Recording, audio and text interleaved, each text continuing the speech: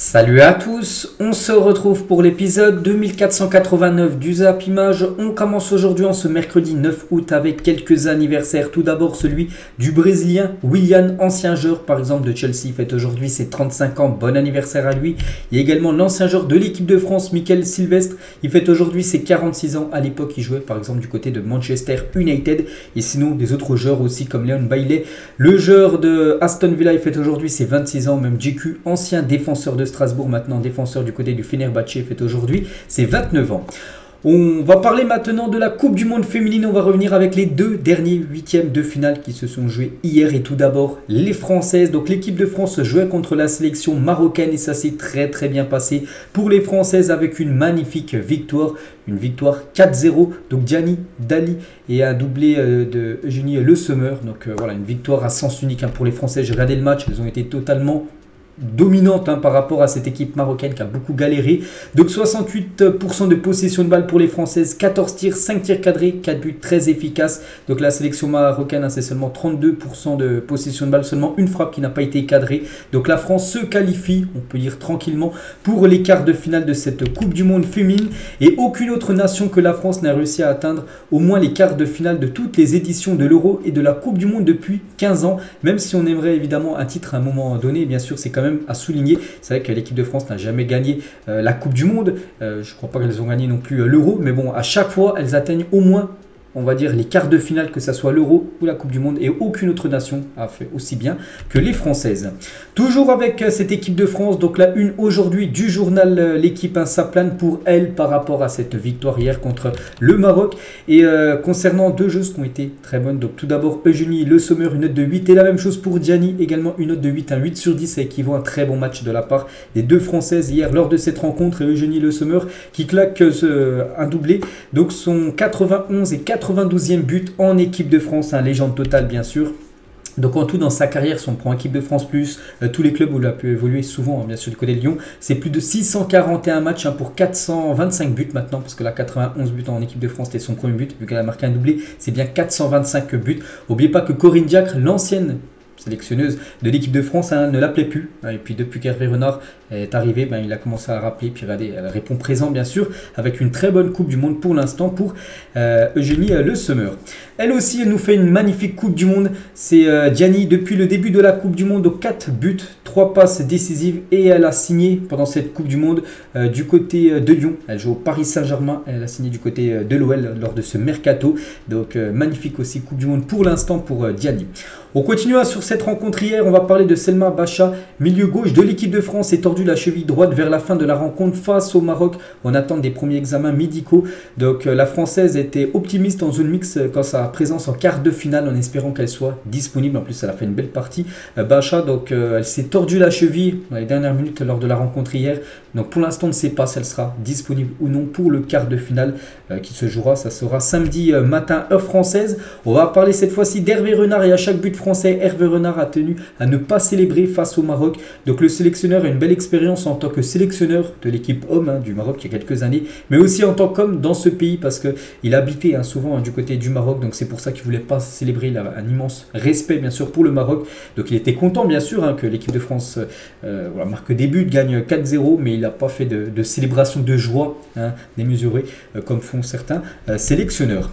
Et concernant cette équipe marocaine, on va les féliciter quand même à cette très belle équipe du Maroc. La fédération marocaine a fait de l'excellent travail dans le développement du football féminin dans le pays et ce n'est que le début. C'est vrai que pour elles, c'est une Coupe du Monde réussie. Elles ont quand même sorti des phases de poule, elles ont éliminé quand même l'Allemagne. Pourtant leur premier match, elles avaient perdu 6-0, mais après les deux matchs qu'elles avaient suivis, elles avaient gagné leur match 1-0 et c'est pour ça qu'elles avaient été qualifiées. Elles atteignent les huitièmes de finale, donc pour elles bien évidemment c'est une Coupe du Monde réussie.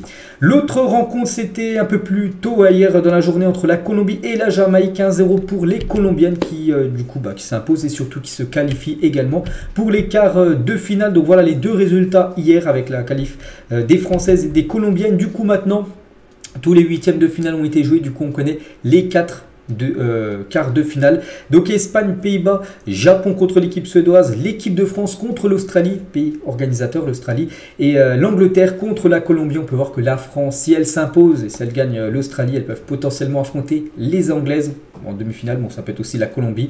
Donc on peut voir aussi l'autre partie bien sûr du tableau, et on connaît les dates et horaires. Donc premier match vendredi, donc vendredi matin, de la nuit on va dire de jeudi à vendredi à 3 h du matin, Espagne, Pays-Bas, et à 9 h 30 ça sera Japon contre l'équipe suédoise, et le lendemain, le samedi, donc l'équipe de France joueront elles à 9 h du matin contre l'Australie, et à 12h30 ça sera l'Angleterre contre la Colombie. Donc c'est simple, les deux équipes qui s'imposeront donc journée de vendredi et samedi s'affronteront en demi-finale. Et pour finir avec cette Coupe du Monde féminine, on va voir aussi le classement des meilleures buteuses avec tous les huitièmes de finale disputés. Donc c'est la japonaise Miyazawa qui a inscrit 5 buts, et pour l'instant c'est elle la meilleure buteuse de ce mondial féminin. On peut voir que Gianni, joueuse de l'équipe de France, est à 4 buts ex aequo avec 2 autres joueuses, et Eugénie Le Sommer aussi avec 3 buts, aussi très bien classée par rapport au classement des meilleures buteuses. Donc voilà ce qu'il y a à dire sur cette Coupe du Monde féminine. On en reparlera dès que les quarts de finale bien sûr commenceront à être joués. On va parler cette fois-ci de l'Olympique de Marseille, car aujourd'hui on est mercredi, on est le 9, et c'est un match, premier match officiel de Marseille sur cette nouvelle saison, match ultra important.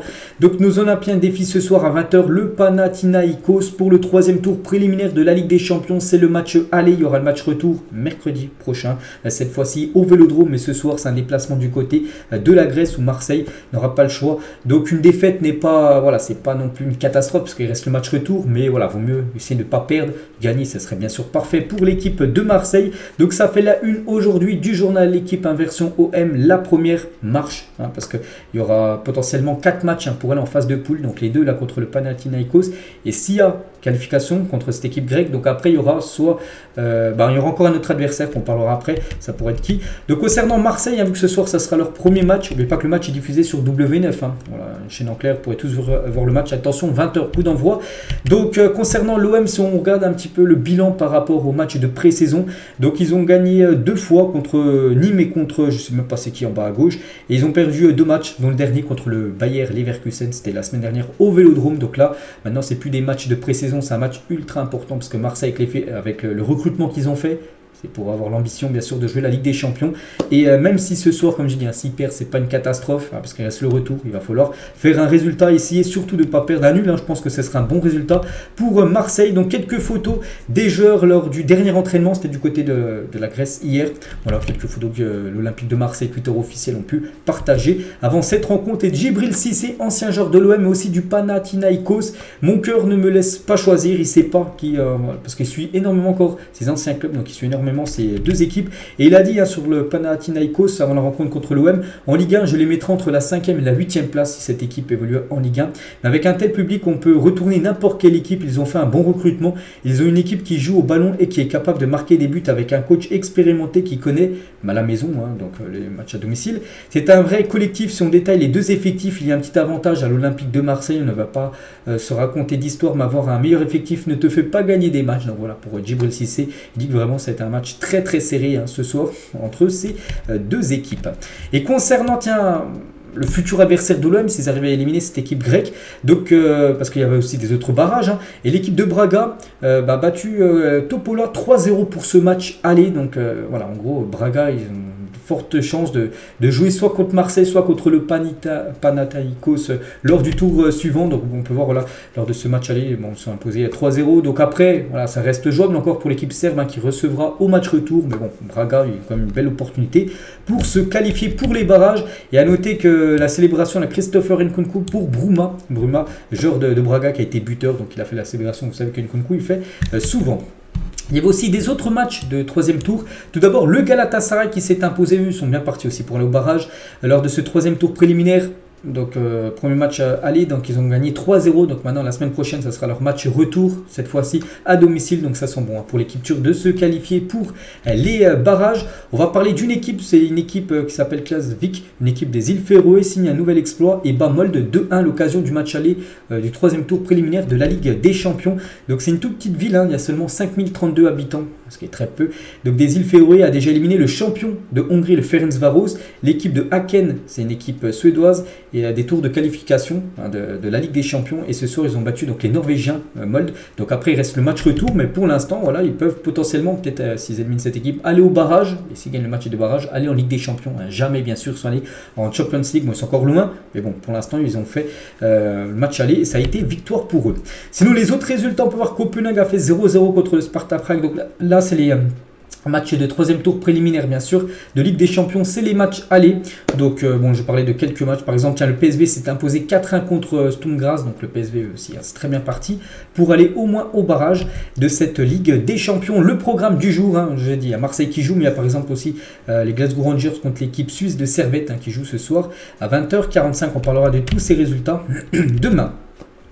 On va parler d'une autre rencontre, donc c'était un match amical, c'était le trophée Gamper du côté de Barcelone entre le Barça et l'équipe de Tottenham. Et le Barça s'est imposé 4-2 à domicile, donc Lewandowski, Ferran Torres, Fati et Abdé ont été les 4 buteurs côté Blaugrana. Skip a été le double buteur côté Tottenham. À noter que Harry Kane n'a pas joué cette rencontre.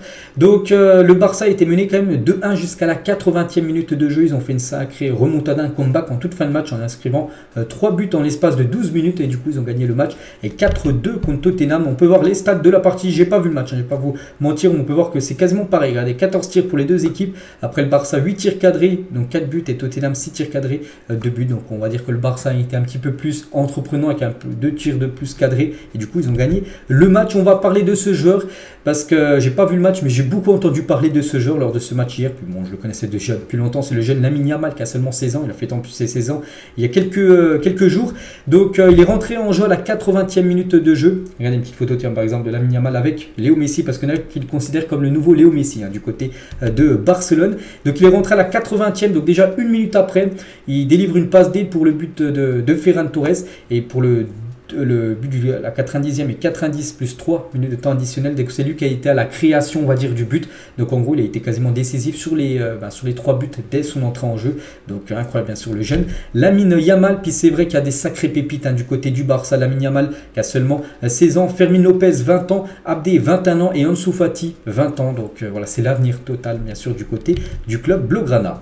Et le Barça, du coup, avec cette nouvelle victoire lors du trophée Gamper, c'est leur 11e trophée Gamper de suite remporté. C'est vrai que depuis 2023 jusqu'à 2013, ils ont remporté à chaque fois. On peut voir c'était qui en face et on peut voir les résultats à chaque fois. Il y a eu la Juve, il y a eu je sais pas, l'AS Roma en 2015, il y a eu Santos qui avait perdu 8-0, c'était en 2013 où Neymar jouait à ce moment-là avec l'équipe de Santos. Voilà donc leur 11e trophée Gamper d'affilée. Toujours sur cette rencontre hier, on peut voir le petit de Rafinha qui est né il y a quelques jours, présent sur la photo d'équipe du Barça ce soir face à Tottenham. On peut voir voilà, on peut voir l'enfant tout simplement de Rafinha lors de la photo d'avant-match. Davinson Sanchez a séché Ronald Araujo, sorti sur blessure en amical, en espérant que ça soit pas trop grave, parce que là ce sera un énorme coup dur bien sûr pour le Barça de perdre le défenseur uruguayen Araujo, un joueur cadre de l'équipe. Voilà, Sanchez, pourtant c'est un match amical, a mis un gros tac par derrière sur Araujo. Toujours avec le Barça, donc ils ont joué dans leur stade Montjuïc. On sait que le Barça va jouer pendant une saison la complète dans ce stade, en attendant que le Camp Nou, les travaux avancent, parce que vous savez que le Camp Nou actuellement il est en rénovation. Donc quelques photos de ce stade. Donc en gros c'est le stade olympique de Barcelone, c'est le stade où à l'époque jouait l'Espagnol Barcelone. Donc il était laissé libre, c'est pour ça que le FC Barcelone va jouer dans ce stade. Pendant un an, capacité max, c'est 55 000 places, c'est quasiment la moitié par rapport à la capacité normalement du Camp Nou. Donc voilà quelques photos bien sûr du stade du FC Barcelone pour une saison. Xavi évoque l'avenir d'Ansu Fati jusqu'au 31 août prochain. Beaucoup de choses peuvent arriver, cela dépendra beaucoup du fair play financier pour nous. Voilà ce qu'il a dit, c'est qu'il a été buteur encore Ansu Fati hier, mais pour l'instant il a dit, Xavi ne sait pas, il peut être conservé mais il peut être aussi vendu. Il a dit que jusqu'au 31 août tout peut arriver concernant le futur d'Ansu Fati, et Fati lui veut rester au Barça mais n'est pas fermé non plus à l'idée d'un départ. C'est vraiment une belle offre arrive, il pourrait peut-être aller ailleurs. Le joueur n'est pas intéressé par l'Arabie Saoudite, bien que ses agences surveillent cette hypothèse parce qu'il pourrait toucher un énorme salaire. Mais voilà, lui il souhaite quand même rester en Europe. C'est vrai qu'il a seulement 20 ans, Ansu Fati, de voir partir déjà en Arabie Saoudite, ce serait bien sûr un coup dur, on peut dire, pour tous les amoureux du foot. Voilà, mais bon, il dit qu'un autre championnat, ça pourrait le tenter, Fati. Et ce qui se dit actuellement du côté de Barcelone concernant Ansu Fati, c'est qu'il serait dans sa meilleure forme physique selon les préparateurs du Barça. Vraiment, bon, il a été blessé, il a eu pas mal de problèmes de blessures là, ces dernières années, mais là, ce qui paraît, ça va très très bien. Puis vraiment, il est au top physiquement, vraiment, il est à 100%. Regardez, il a été buteur hier, Je crois qu'il a été buteur aussi lors d'un match de préparation il y a quelques jours. On va parler de Dembélé, donc c'était officiel, hein. Dembélé n'était pas dans le groupe du Barça pour affronter Tottenham, parce qu'il aurait pu jouer, vu qu'il est toujours sous contrat du côté du Barça, donc il n'a pas joué cette rencontre, parce que le Barça a décidé d'écarter Dembélé du groupe, dans le cadre du trophée Gamper. Les dirigeants ne veulent pas que l'international français soit hué et sifflé, hein, parce qu'on pense qu'il aurait pu avoir des sifflets par rapport à son choix de rejoindre le PSG, et ni que l'attention se concentre autour de lui. C'est pour ça que Xavi a préféré l'écarter bien sûr lors de cette rencontre. Et toujours avec Dembélé, c'est vrai qu'on attend l'officialisation du côté du PSG. Et le vice-président du Barça, Rafa Youss, confirme l'arrivée de Dembélé au PSG. Donc il a dit: Dembélé n'est pas avec nous ce soir, alors du trophée hier, car nous espérons régler l'affaire bientôt, on s'en occupe. Donc en gros, voilà, c'est une question d'heure tout simplement. Voilà, il reste encore quelques détails à être finalisés, puis après ça sera officiel Dembélé du côté du PSG. On continue avec une autre rencontre. Il y a aussi le trophée Silvio Berlusconi. C'était entre l'équipe de Monza et l'équipe de l'AC Milan. C'était l'ancien président de Monza et aussi ancien président de l'AC Milan. Du coup, les deux équipes se sont affrontées hier. Et du coup, ça fait un partout et ça s'est joué au tir au but. Et 6-5 pour l'AC Milan contre Monza au tir au but. Donc du coup, l'AC Milan remporte le trophée Silvio Berlusconi face à Monza. Et à noter que Pulisic a été buteur dans cette rencontre. Son premier but sous ses nouvelles couleurs du côté de l'équipe milanaise. On va parler cette fois-ci mercato. Pas mal d'infos. Tout d'abord, et c'est officiel, Mickey Van de Ven quitte Wolfsburg et signe à Tottenham. Montant du transfert 50 millions d'euros, bonus compris.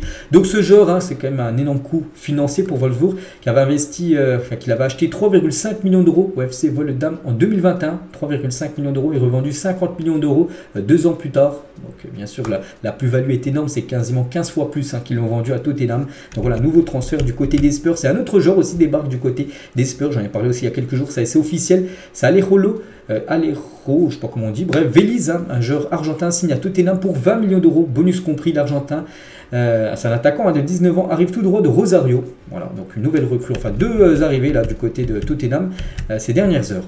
Officiel, Gustav Isaksen quitte le Danemark et rejoint l'Lazio de Rome. C'est officiel, garde un œil sur ce jeune milieu danois de 22 ans, lui aussi, débarque dans un nouveau club, l'Lazio, il jouera la Ligue des Champions. Le Bayern veut s'offrir Kepa Arrizabalaga, le gardien espagnol. Des contacts ont été opérés avec Chelsea parce que du côté du Bayern, on cherche la doublure de Neuer. Après, ce qui souhaiterait être une doublure, pas sûr. Mais bon, le Bayern cherche un nouveau gardien. Donc ça peut être, pourquoi pas, le gardien Arrizabalaga. On va parler du Havre qui est tout proche d'obtenir la signature de Jonathan Bruns, le cousin d'Erling Haaland, bien sûr que tout le monde connaît. Donc le Havre a la préférence du joueur face à Louvain, qui a également formulé une offre. Donc voilà, ce joueur qui est le cousin de Erling Haaland pourrait peut-être jouer du côté du Havre la saison prochaine. On va parler de Manchester City qui veut Lucas Paqueta, confirme Fabrizio Romano. Les discussions ont démarré cette semaine avec l'équipe de West Ham. N'oubliez pas que c'est un ancien joueur de Lyon. Il était très bon à Lyon, il est parti à West Ham, il a été très bon. Et maintenant, il pourrait viser Manchester City, peut-être le meilleur club actuellement au monde. Ils ont gagné la dernière Ligue des Champions. Donc City a fait une offre de 80 millions d'euros à West Ham. Donc les Hammers, donc West Ham, n'ont pas encore répondu. Mais le média brésilien explique qu'il est fort probable qu'ils refusent et demandent plus. En gros, ils ne sont pas contre, ils peuvent le lâcher, mais ils demanderont plus. Peut-être, je sais pas, 90, 100 millions d'euros pour lâcher Paqueta. Donc voilà, concernant l'ancien Lyonnais à la cote énorme du côté de l'APL. Arsenal a refusé une offre de l'AS Monaco d'environ 40 millions d'euros pour Falorin Balogun. Le club monégasque n'abonne pas, il possède déjà un accord de principe avec le joueur. L'Inter fait concurrence à Monaco dans ce dossier. Donc voilà, concernant Balogun, qui ne sera pas conservé par Arsenal. Donc ça peut être Monaco ou l'Inter Milan, son futur. Donc ça reste maintenant à être décidé bien sûr par rapport aux joueurs. Officiel, Nikola Vlasic, un joueur croate, signe définitivement Torino pour 12 millions d'euros, bonus compris. Donc voilà, tout est dit, rien à rajouter bien sûr concernant cette info. On va parler de Jordan Anderson, explique la raison de son arrivée à Al Ettifaq et pourquoi il a quitté l'équipe de Liverpool après plus de 12 ans passés du côté des Reds. Il a dit, donc Steven Gerrard a été une grande raison pour laquelle je suis venu ici pour travailler avec lui et jouer sous ses ordres. Bon, après il l'a pas dit, il n'a pas été franc parce que aussi il a rejoint cette équipe pour le salaire, il va toucher quand même 4 fois plus que ce qu'il touchait du côté de Liverpool. Donc voilà, c'est bien évidemment aussi très tentant, il aurait pu aussi le mentionner par rapport à son salaire énorme qu'il touche là-bas. Le Racing Club de Lens est bien intéressé par Batshuayi, donc le joueur l'est également pour des raisons familiales, et c'est vrai que Batshuayi qui a joué dans pas mal de clubs ces dernières années, ça peut être le futur attaquant de Lens, et ça peut être pas mal pour lui, surtout que Lens joue la Ligue des Champions saison prochaine. Regardez tous les clubs où il a joué, donc il a eu pas mal de prêts. Il y a eu OM, Chelsea, prêt à Dortmund, prêt à Crystal Palace, prêt au Beşiktaş, Fenerbahçe. Donc on peut voir à chaque fois où il a joué les buts inscrits. Donc pourquoi pas, voilà, pour lui à débarquer du côté de Lens, où en plus il aurait quasiment une place de titulaire, hein, vu que Luis Openda a quitté le club. Officiel après la saison passée à l'Olympiakos, Konrad de la Fuente, 22 ans, est de nouveau prêté cette fois-ci à Eibar par l'OM. Cette fois-ci avec une option d'achat, parce que là il n'y a pas d'option d'achat à l'Olympiakos. Cette fois-ci ils en ont mis une, ce qui veut dire que l'équipe de Eibar qui évolue en Liga 2, la deuxième division, peut potentiellement l'acheter en fin de saison prochaine. West Ham n'augmentera pas son offre de 35 millions d'euros pour Harry Maguire, mais veut toujours signer le défenseur anglais. Donc voilà, n'oubliez pas que le joueur avait été acheté 87 plus 6 millions de bonus, ce qui fait 93 millions à l'époque. Et maintenant West Ham aimerait bien l'avoir, mais voilà, 35, ils ne mettront pas un euro de plus. Vraiment c'est 35 max. Après maintenant c'est à Manchester United de décider s'il le lâche ou non. Et concernant s'il venait à quitter le club, on parle peut-être de Todibo qui pourrait être le remplaçant de Harry Maguire du côté de Manchester. Officiel, jeune défenseur U20 uruguayen Facundo González rejoint la Juventus pour 3 millions d'euros, bonus compris. À 20 ans il arrive de Valence. Voilà, bon, je pense que personne ne le connaît, donc il débarque du côté de la Juventus Turin. Keto Nakamura, tout proche de Reims, pourtant il était annoncé énormément proche de l'équipe de Lille, mais il devrait plutôt aller du côté de Reims, ce genre japonais. Donc, genre qui évolue du côté de l'ASK, une équipe autrichienne. Donc, voilà, il pourrait débarquer du côté de la Ligue 1. Mario Hermoso, 28 ans, est ciblé par l'équipe de Al Ahly. Le joueur de l'Atlético n'exclut pas de rejoindre l'Arabie Saoudite si une offre irréfusable arrivait. Bien sûr, avec un salaire énorme, bah, ça pourrait le faire réfléchir, comme ça a fait réfléchir beaucoup de joueurs et accepter cette offre. Donc, voilà, concernant l'équipe de Al Ahly qui a déjà recruté pas mal de grands joueurs, bah, peut-être Hermoso peut en faire aussi partie. Officiel, Angelo Gabriel, 18 ans, est prêté par Chelsea au Racing Club de Strasbourg. Lui aussi, j'avais parlé beaucoup ces derniers jours. Cette pépite de Santos débarqué du côté de Chelsea. Chelsea l'a prêté dans la foulée à Strasbourg. Strasbourg, un club satellite, n'oubliez pas, de Chelsea. Donc c'est sans option d'achat, c'est-à-dire l'année prochaine il retournera à Chelsea où il sera de nouveau prêté, bien sûr, à Strasbourg, ce qui peut être le cas. Mais voilà, c'est juste un prêt pour qu'il puisse jouer, hein, parce que s'il allait à Chelsea, c'était sur le banc. Donc autant qu'il aille jouer dans un club satellite qui est Strasbourg, bien sûr qu'il se frotte les mains les supporters de Strasbourg, parce que c'est un très gros talent, Angelo. Et du coup, le mercato de Strasbourg, donc Silla 20 millions d'euros, Emega 12, Bagua 10, Mwanga 10, Angelo Gabriel prêt, voilà, et So peut-être 4 millions qu'on parle. Et aussi un autre joueur, les gars, et c'est la même chose que Angelo, c'est David Washington, 18 ans à Chelsea, c'est fait. Le joueur va rejoindre les Blues contre 20 millions d'euros avant de probablement rejoindre Strasbourg en prêt. Et Angelo et aussi Washington qui devrait faire la même chose et débarquer peut-être du côté de Strasbourg, voilà, en prêt, hein, vu que Chelsea, je dis, et Strasbourg, ils ont le même propriétaire. David Raya va signer son contrat avec Arsenal jusqu'en 2028. Montant du transfert environ 35 millions d'euros que va débourser, parce que c'est pas encore officiel, mais c'est très proche. Arsenal, voilà, pour s'offrir ce nouveau gardien. Pourtant, il y a quand même un grand gardien du côté d'Arsenal, qui est Aaron Ramsdale, qui a 25 ans. Et du coup, grosse concurrence maintenant avec David Raya, qui est l'ancien gardien de Brentford, 27 ans. Donc voilà, le meilleur goalera du côté des Gunners. Entre aujourd'hui et demain, le Bayern Munich enverra une nouvelle offre de 94,6 millions de livres, hein, ce qui fait à peu près 110 millions d'euros. Pour Harry Kane, ils ont déjà fait 3 offres. Une de 70 refusée, 80 refusée. La troisième de 100 millions d'euros refusée. Là, il pourrait monter à 110 millions d'euros. Donc maintenant, on ne sait pas si ça va être refusé ou non. N'oubliez pas que le joueur a quand même 30 ans. Il lui reste un an de contrat. Donc là, vraiment, si Tottenham n'accepte pas, ils sont complètement fous, hein. Donc voilà, je trouve quand même que c'est très très cher, hein, comme 110 millions d'euros, hein, pour un joueur de 30 ans et un fin de contrat dans un an. On verra maintenant ce que va décider Lévy, qui est le président de Tottenham. Accord tripartite pour l'arrivée de Charles de Kettelere à l'Atalanta en provenance de l'AC Milan. Donc tripartite, c'est-à-dire que tous les accords, le joueur, l'Atalanta et l'AC Milan sont OK. Donc en gros, bah, ça sent très très bon le prêt du joueur belge, hein, du côté de l'équipe de Bergame. Khéphren Thuram est ciblé par la Juventus qui recherche un milieu de terrain. Voilà, en plus, il y avait une déclaration il y a quelques jours de Khéphren Thuram qui ferme la porte à rien. Il pouvait rester du côté de Nice, mais il pouvait aussi potentiellement quitter le club. On verra. Concernant Kyle Walker, est sur le point de prolonger son contrat avec Manchester City. Donc, il avait soit deux options, soit aller au Bayern, soit rester à City, même prolongé. Il devrait prendre cette option-là de rester et prolonger du côté de Manchester City. Neymar et Marco Verratti n'ont pas participé à l'entraînement d'aujourd'hui suite à un virus. Voilà ce qui se dit actuellement du côté de Paris. Donc pour Neymar, le Brésilien est touché lors de la séance de lundi dans une zone située autour d'un inducteur. C'est pour ça qu'il a loupé l'entraînement. Et pour Verratti, aucune explication avancée par le PSG. Donc ce serait un virus. En gros, il serait malade ou peut-être Voilà, tout simplement, ils ne sont pas entraînés parce que peut-être son instance de départ, c'est de là. Donc Al Hilal va intensifier ses efforts pour signer Marco Verratti et Neymar, d'après Tanzi Loïc, un journaliste de RMC Sport. Et concernant Neymar, donc l'Arabie Saoudite, trêve de Neymar qui souhaite quitter le PSG. C'est vrai que ça reste, même si son père aurait démenti, après il peut bluffer totalement, le père de Neymar. Bien sûr, il y a tellement de bluffs, il y a tellement de personnes qui disent des bluffs pour pas foirer, on peut dire, un transfert, on ne sait jamais. Et c'est vrai qu'on voilà, la délégation d'Al Hilal veut rencontrer le père de Neymar, là sur la photo. Le club saoudien est très intéressé par Neymar et souhaite rencontrer son père pour négocier une potentielle arrivée de son fils dans le championnat saoudien. En gros, il y aurait un projet, ce serait qu'un club saoudien, peut-être l'équipe de Al Hilal, le recrute, en gros, qu'il soit prêté dans la foulée à l'équipe du Barça, parce que là, Porta va essayer de convaincre Xavi de recruter Neymar. Donc en gros, l'arrivée du Brésilien passerait par un accord avec l'Arabie Saoudite, donc par exemple l'équipe de Al Hilal, et l'équipe de Al Hilal le prête dans la foulée à l'équipe du Barça. C'est totalement jouable. Là, vu que l'équipe de Al Hilal peut s'offrir bien sûr Neymar et le prête dans la foulée au Barça. Voilà, donc on ne sait jamais. Ça peut être totalement réalisé comme ça, ce schéma-là.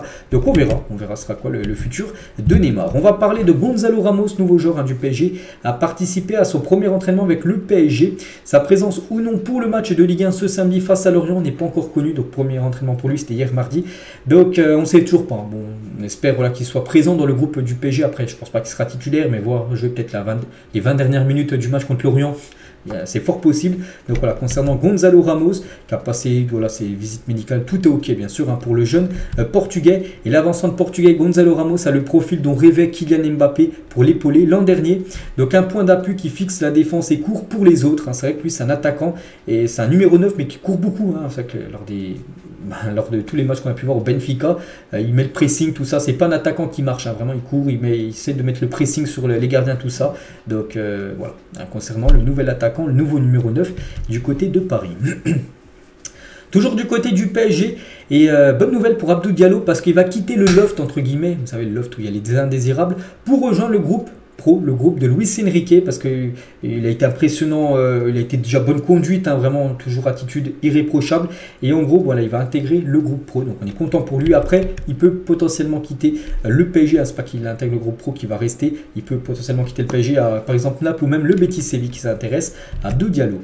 Le poster sur la façade du Parc des Princes a entièrement été retiré, alors non, le PSG n'a pas spécifiquement enlevé la partie de Kylian Mbappé parce qu'il y avait des rumeurs, vu qu'Mbappé il était sur la façade du Parc des Princes, qu'ils enlevaient le visage d'Mbappé parce qu'en gros il allait quitter le club. Non, tous les joueurs ont été enlevés, c'est parce qu'ils vont mettre une nouvelle banderole avec les nouveaux maillots bien sûr du PSG pour cette nouvelle saison. Donc voilà, mais bien sûr du côté évidemment, côté espagnol, ça ne manque pas de faire réagir quand la partie Mbappé est retirée. Parce que voilà, du côté de l'Espagne, dès qu'il y a une petite info concernant Mbappé, mais ils en font les gros titres parce que pour eux, ils ont enlevé Mbappé parce qu'en gros, il va quitter le PSG. Ça se peut, mais en gros, ils ont enlevé aussi tous les joueurs. Parce que par exemple, Verratti juste à côté qui est aussi enlevé.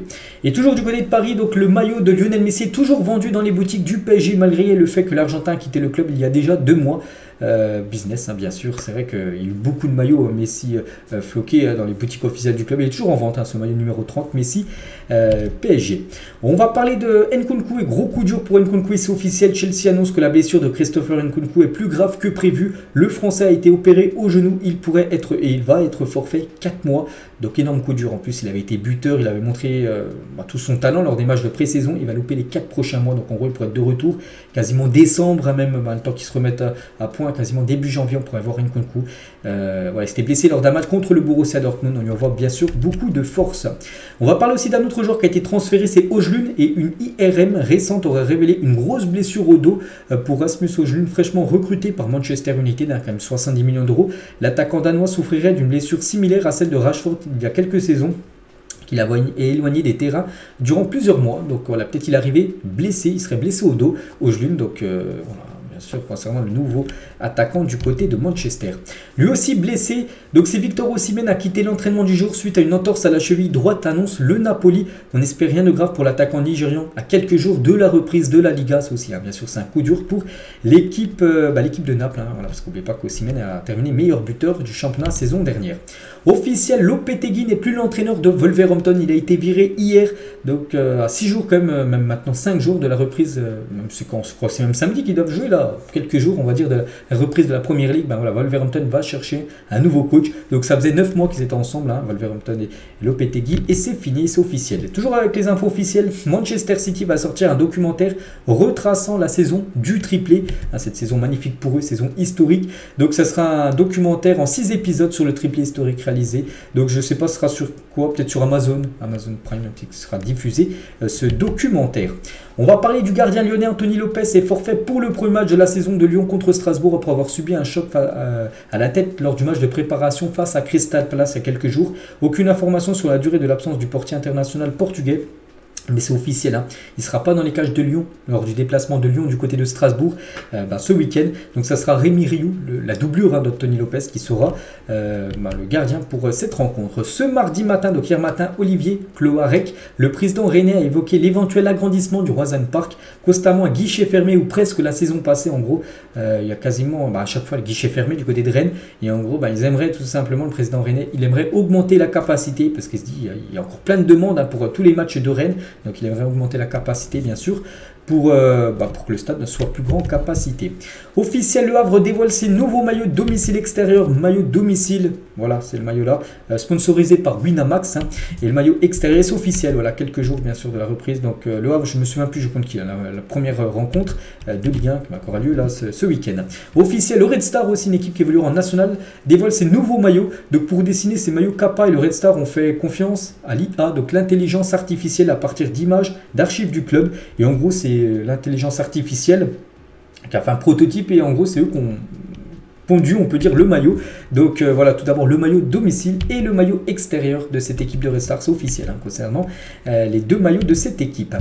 Jude Bellingham, il y a une photo de Jude Bellingham tranquillement dans sa voiture, mais c'est vrai que du côté du Real, grosse préparation physique à la méthode Pingus à Madrid, ça blague pas. Donc avec ce masque, ce gros masque, on peut voir Bellingham dans un trou tranquille, mais bien sûr gros entraînement pour lui, c'est un masque d'oxygène où en gros c'est pour la récupération, tout ça. On a quelques photos bien sûr hein, lors de l'entraînement du côté du Real. Donc le Real joue samedi soir du côté de Bilbao à 21h30, un gros match pour la première journée pour l'équipe madrilène. Officiel, le match de national entre le FC Versailles et le Sochaux Montbéliard qui devait se dérouler ce vendredi reporté à une date ultérieure parce que Sochaux on ne sait pas, ils devaient jouer en Ligue 2, ils n'ont pas pu. En national, voilà, parce que le club peut déposer le bilan, donc c'est pour ça que ce match, cette première journée, pour l'instant est reporté une date ultérieure. Officiel, Mudryk portera désormais le numéro 10 avec l'équipe de Chelsea. Changement de numéro, il avait le 15 à l'époque et maintenant c'est le numéro 10 pour lui. Et on peut voir Enzo Fernandez, lui, récupère le numéro 8 du côté de Chelsea. Donc tiens, le 8 hein, d'Enzo Fernandez, par exemple, le 8 à l'époque c'était Lampard. Ou Nicolas Jackson a récupéré le numéro 15 et le 15 à l'époque c'était Didier. Donc n'oubliez pas que le numéro 9 est toujours disponible du côté de Chelsea. C'est un numéro, on peut dire, malédiction parce que tous ceux qui ont porté le 9 là, ces dernières années à Chelsea ont floppé. Canal+ lance une nouvelle offre Raplus pour les moins de 26 ans. Elle comprend Canal+ Sport, Canal+ Foot, beIN Sport, Eurosport ainsi qu'Apple TV. Le tout pour 20 € voilà, par mois. C'est pas mal, bien sûr, pour ceux qui veulent regarder du foot. Pour pas trop cher, voilà, pour 20 € par mois, vous pouvez avoir tout ce bouquet-là de chaînes. Et concernant Canal+, parce que dans ce bouquet-là, c'est officiel, la Canal+ diffusera la Saudi Pro League cette saison et dès ce week-end, dès vendredi, les gars vont diffuser le premier match. L'équipe de Al Ahly, l'équipe qui joue Mahrez contre l'équipe de Al Azem, donc c'est un match du championnat saoudien, il sera diffusé dès vendredi sur Canal+. Donc ils ont signé pour les 2 prochaines saisons Canal+ avec la Ligue saoudienne. N'oubliez pas que pour l'instant, il y avait l'équipe, c'était la chaîne RMC Sport qui diffusait par exemple les matchs de Cristiano Ronaldo avec l'équipe d'Al Nassr. Maintenant c'est sur Canal+, et c'est officiel pour 2 saisons. Et du coup allez-vous suivre la Saudi Pro League cette saison maintenant que le championnat sera diffusé sur Canal+. Pourquoi pas, moi je pense regarder quelques matchs de temps en temps, par exemple quand les grosses équipes comme Al Nassr affrontera l'équipe de Al Ittihad, l'équipe par exemple de Karim Benzema. Donc voilà ce qu'il y a à dire aujourd'hui, j'espère que ça vous a plu, on se retrouve demain pour le prochain numéro. À demain.